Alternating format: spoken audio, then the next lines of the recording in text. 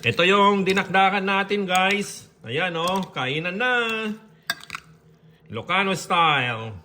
Hello, everyone! Welcome sa channel namin, Kitchen Pinoy. Ito yung mascara ng baboy na gagamitin natin sa paggawa ng dinakdakang Ilocano, guys. Ito siya, oh. Yan, nabili ko sa Asian market ito, guys. $8 yung bali 4 na mascara. Mura na yan, guys. Ayan, oh. Pinakuluan ko lang to. Eto, pakukuluan ko pa lang pala. Pangalawang kulo na to, guys. Yung unang kulo, tinapon ko, hinugasan ko, and then lagyan ko na ng sibuyas, konting asin, at saka paminta. 2-in-1 ito, guys. Kasi malinis naman na to. At nahugasan nating maigi. Yung sabaw nito, hindi natin itatapon. Pag magluluto ako ng pansit, sopas, kung ano-ano man ang gawin ninyo, pwede nyo gamitin yung sabaw nito, guys. Dahil masarap na yung sabaw nito. Walang kayo maglalagay ng kung ano-ano na mabaho. Kunwari, yung bay leaf, pag magluluto ka ng pansit, parang hindi naman siya maganda doon.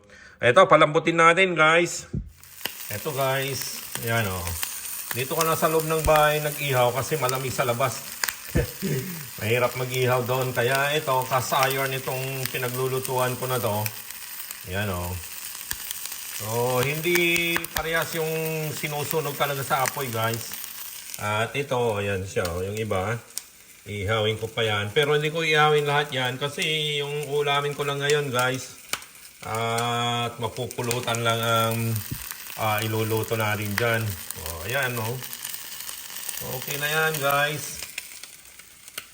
So, ito na, guys. Hiwain na natin. Malalakihan lang ang hiwa nito. Ayan, oh. Ganyan lang. Maganda naman yung pagkakaihaw niya. At yan. Okay. Ihahiwain ko lang to lahat, mga guys. At ano. Okay. Yung habang hinihiwa ko yon, inilagay ko naman na yung dito. Yung iba dito. Ayan, oh. Wala akong mantika nilagay dito, guys. Ayan. Yung dinakdakat sa winter time. Ito na, mga guys. Nahiwa ko na itong pang dinakdakan natin, oh. Ayan. Oh. Ito yung kalamansi natin. Ito yung kailangan natin. Maganda, mas masarap kung yung pulang sibuyas. Ayan, luya. Para mabango siya. Sili, optional, guys. Ito, asin. Ito, mayonnaise.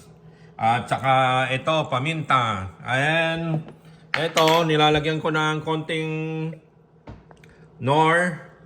Ito, may bitchin to, guys. Optional yan. Lagyan ko ito. Yan. Kunti lang. Ayan siya. And lagyan natin ng paminta. Pampabango din yung paminta, guys.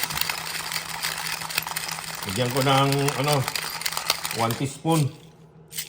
And halo na natin yung yung mga ricado natin dyan.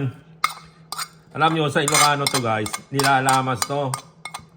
Nilalamas yan para lumabas yung mga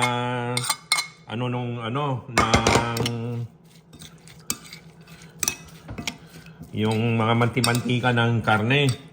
Yan. Optional, guys. Kung gusto nyo haluin ng kamay ninyo, pag pang sarili lang ninyo, make sure lang na malinis yung kamay ninyo. Eto. Madumi na yung ay mako-contaminate yung mayonnaise natin. Eto. Kunting mayonnaise lang ilalagay ko dito, guys. Ang original kasi nito, ang inilalagay nila utak ng baboy. And then, konting asin na depende na sa panglasa ninyo. Ayan.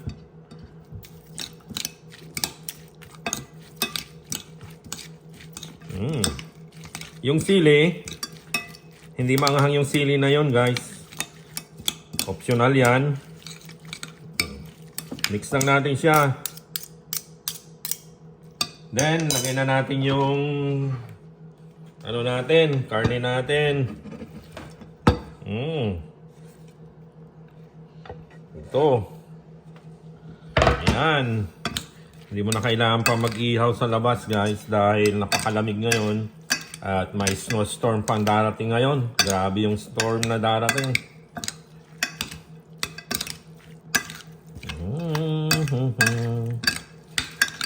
Oh, ayan guys, oh. Pwede na, guys. Inuman na. Ayan na.